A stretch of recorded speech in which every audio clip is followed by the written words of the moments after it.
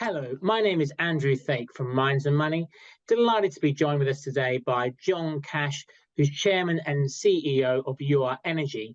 And this is part of the Minds and Money Red Cloud series of CEO interviews. Delighted to have you with us today, John. Hey, thank you. It's great to be on and catch up with you. For those who don't know much about UR Energy, can you give us a quick overview? Yeah, sure. Glad to. So Your Energy, we formed back in 2004, initially as a private company. The founders were interested in the uranium space and thought there was an opportunity for that to take off, and they were correct. And they jumped in at the right time. But very soon after that, the company went public, first on the Toronto Exchange under the ticker symbol URE, and then later went public on the New York American Exchange under the symbol URG. So we are publicly traded, and we do have two flagship properties that I'm sure we're going to jump into and talk about. But the first is called Lost Creek. It's in the Great Divide Basin of Wyoming. And the second is called Shirley Basin, which, as the name suggests, is in the Shirley Basin of Wyoming. And both of them are in situ properties that we're advancing at this time. Okay. And can you just tell us a little bit more about those sort of like projects in sort of like depth? What is the geology like there? What is Wyoming like as a mining jurisdiction? Mm-hmm. Yeah, Wyoming is a very good place to work. We have got strong support from the government agencies, but also from the public. And so that's good. Wyoming is a resources state, oil and gas, trona, coal, uranium. So that's what we do here in Wyoming. So good place to be. But the first property that we brought up into production is Lost Creek. It is an in situ property, which means we are recovering from a redox front within a sedimentary basin in south central Wyoming. We started production there back in 2013. And since we started production, we've produced nearly 3 million pounds of uranium. It's got a really good reputation as being a low cost producer. Our C1 cash cost, we're down in the $16 a pound range. And historically, that's where we've been.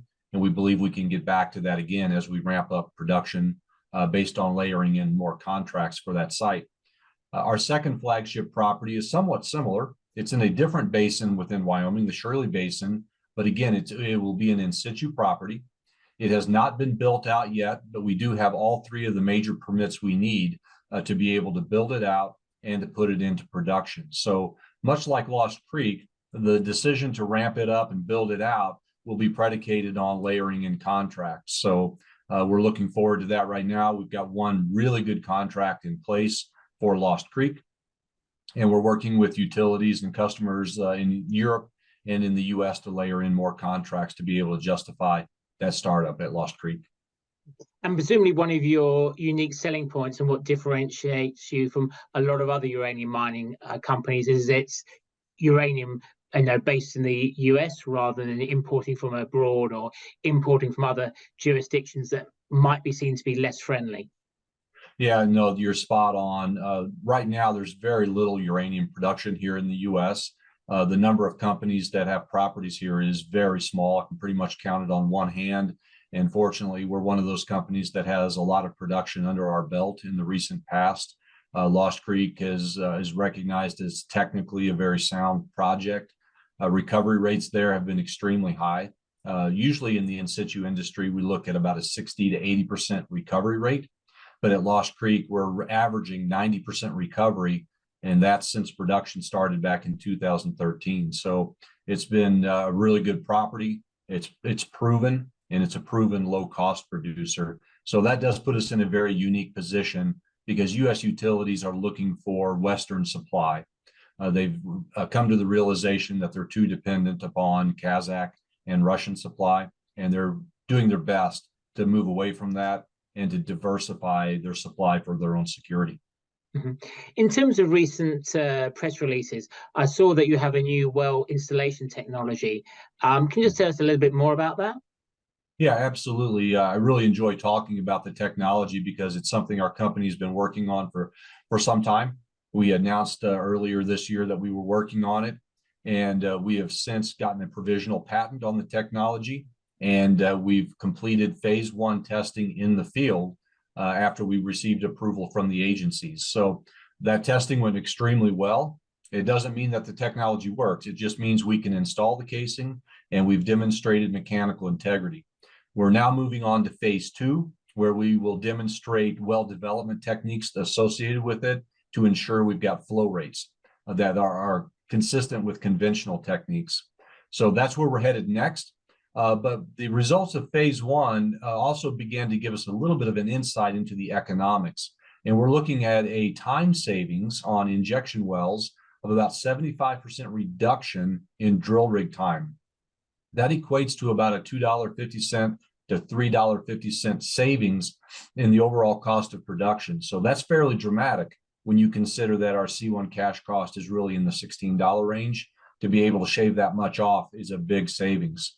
And there are a lot of ESG implications to this as well, because when we reduce the time there, we reduce the air emissions, we reduce noise, we reduce impact to the soil, and so many other facets. So we're going to continue to work on that. And in the coming months, we expect to be able to report more to the public. And hopefully that technology proves itself out and is successful. In your answer to your last question, you mentioned ESG. Some people and some investors don't classify uranium as a green energy. What's your answer? I think that's the absolute backwards way to look at it. If you take a look at uranium and what it's used for carbon-free generation of electricity, you got to keep that in mind. We're competing with coal and oil and gas in a lot of respects. If you take a look at the resources in the ground at Lost Creek and Shirley Basin and how much energy they will generate, compare the CO2 output from that energy to the same energy output from coal-fired, and we're going to offset more than 300 million metric tons of CO2 over the life of those projects. That's the equivalent of taking about 67 million cars off the road for a year. So I think that from an ESG perspective, that's right where we need to be. And really, that's where the world is moving. The world is moving to nuclear power. Sure, renewables like wind and solar, they're fantastic and they have their place, but they also have severe limitations because the wind doesn't always blow and the sun doesn't always shine. So nuclear baseload really fills in that gap quite nicely. But more specifically to our company, we're taking a number of other steps toward ESG, all with a budget and economics in mind. But the well drilling technology I just discussed. We're also building out a shop here in town in Casper, Wyoming. And if I look out my window to my left, I can see that.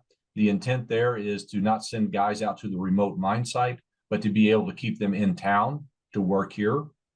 That improves safety, but it also reduces the amount of gas we're burning traveling back and forth. But finally, we also use the in situ technology. And for those familiar with the technology, you know that the disturbance on the ground is absolutely minimal and it's very short term. So when we get done mining, we restore the groundwater, we restore the surface, and within a few years, you can't even tell we were there. So ESG is really at the forefront of the nuclear industry and certainly is at the forefront at Your Energy. Tell us a little bit about your background and the experience of your management team. Yeah, sure. Glad to do that. So I'm a geologist by training. Got my degree in geology and geophysics, bachelor's and master's from the University of Missouri at Rolla. Jumped into the space working for Rio Tinto and BHP while I was still in college. And once I got out of college, went to work for BHP as a geologist, doing exploration for Olympic Dam type mineralization in the mid-continent of the US and elsewhere. That work dried up, so I went to work for Rio Algum, which owned the Smith Ranch property, did exploration geology for them, and then ultimately did regulatory affairs. And then back in 2007, made the jump from that property, which had then been acquired by Cameco, but made the jump to Your Energy. So I've been with Your Energy now for over 15 years. Started off in regulatory affairs, ultimately a VP of regulatory. And then in March of this year, took over as CEO. But my story is pretty consistent with the story throughout our executive management team. All of our executives have been with Your Energy for at least 15 years, some a little bit longer than that. All of us have a lifetime of experience recovering uranium and not only uranium, but other commodities as well. So tremendous experience, not just running a uranium company, but with uranium mining. And I think that really sets us apart from a lot of our competitors, as we've put a lot of pounds in the can over the years. Who are your main shareholders? Sure, you bet. We've got CQS out of London. It's a big shareholder. Global X is another big one. Azarius is another big one. BlackRock. So we have a number of institutional shareholders. None of them are over 5%, so we don't have any insiders there. But that kind of rounds out the top tier of our shareholders. Our former CEO, Jeff Glinda, also has a fairly significant number of shares still as well. So yeah, we've got a great list of shareholders, and we're always looking for more shareholders to help support our share price and hold us for the long term. That's what we look for. Well, it sounds you've got an absolutely fantastic project there, along with a fantastic team, backed by a really great group of shareholders. That was John Cash, Chairman and CEO of UR Energy, with Andrew Thake from Minds of Money, brought to you in association with Red Cloud. Thank you very much for your time, John. Yeah, thank you.